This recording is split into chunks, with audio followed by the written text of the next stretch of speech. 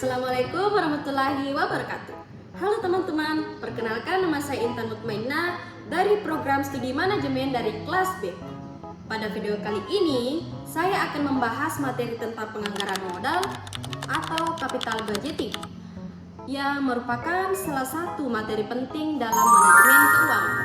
Pernahkah teman-teman berpikir bagaimana sebuah perusahaan memutuskan apakah akan membeli mesin baru, membuka cabang baru, atau membangun pabrik? Ternyata keputusan tersebut tidak diambil secara asal. Perusahaan harus melakukan analisis terlebih dahulu agar investasi dilakukan benar-benar memberikan keuntungan.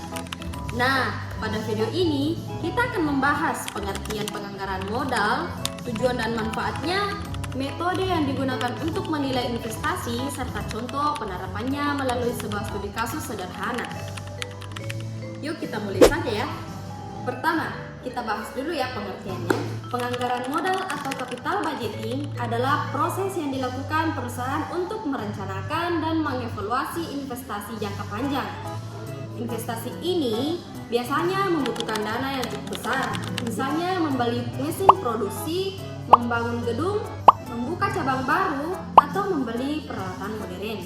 Karena dana yang dikeluarkan tidak sedikit, perusahaan harus memastikan bahwa investasi tersebut akan memberikan manfaat di masa depan.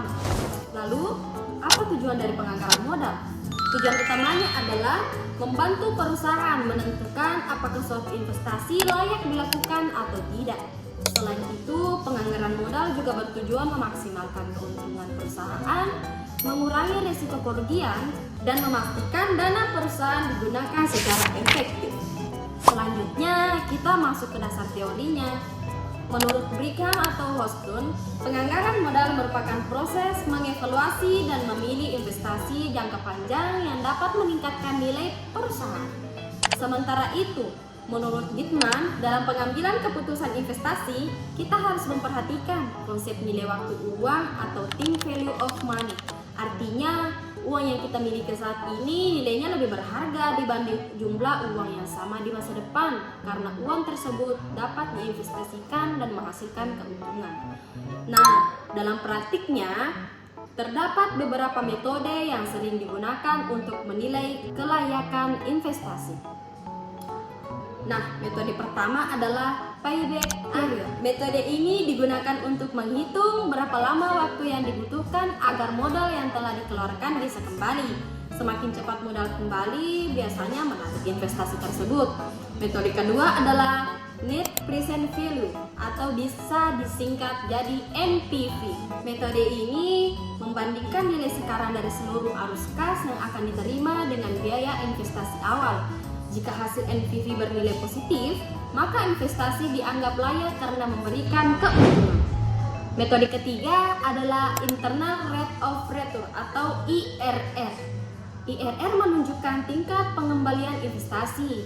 Jika nilai IRR lebih tinggi daripada biaya modal perusahaan, maka investasi tersebut layak untuk dijalankan. Dan metode terakhir adalah Profitability Index atau PI.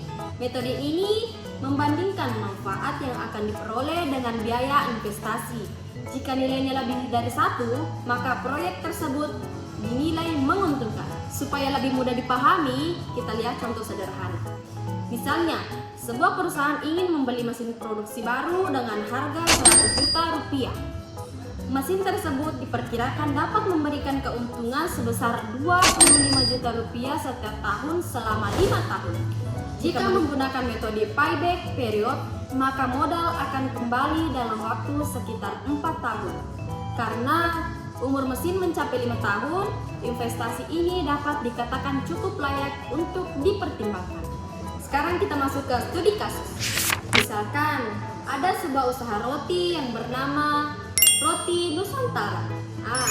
Usaha ini mengalami peningkatan jumlah pesanan setiap bulan. Sayangnya, kapasitas produksinya masih terbatas karena mesinnya yang digunakan sudah cukup tua. Pemilik usaha kemudian berencana membeli mesin otomatis seharga 150 juta rupiah. Setelah dilakukan analisis, diperkirakan mesin tersebut mampu meningkatkan keuntungan sebesar 45 juta rupiah setiap tahun selama 5 tahun. Jika dihitung menggunakan metode payback period, modal akan kembali sekitar 3 tahun 4 bulan. Selain itu, perhitungan NPV juga menunjukkan nilai positif. Artinya, investasi tersebut layak dilakukan karena mampu meningkatkan kapasitas produksi, mempercepat proses kerja, meningkatkan keuntungan perusahaan, serta memberikan manfaat dalam jangka panjang. Nah, dari contoh ini kita bisa melihat bahwa keputusan investasi tidak cukup hanya berdasarkan perkiraan atau intuisi. Perusahaan perlu melakukan analisis keuangan agar keputusan yang diambil benar-benar menguntungkan. Nah, teman-teman, itulah pembahasan kita mengenai penganggaran modal. Sebagai kesimpulan, penganggaran modal merupakan proses yang sangat penting dalam pengambilan keputusan investasi jangka panjang. Dengan menggunakan metode seperti payback period, NPV, IRR, atau PI, perusahaan dapat menentukan apakah suatu investasi layak untuk dilakukan. Harapannya setelah mempelajari materi ini, kita dapat memahami pentingnya melakukan analisis sebelum mengambil keputusan investasi agar risiko dapat diminimalkan dan keuntungan perusahaan dapat dimaksimalkan.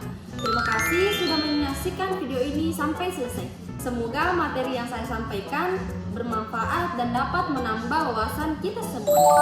Saya Intan Mutmainah pamit undur diri. Wassalamualaikum warahmatullahi wabarakatuh.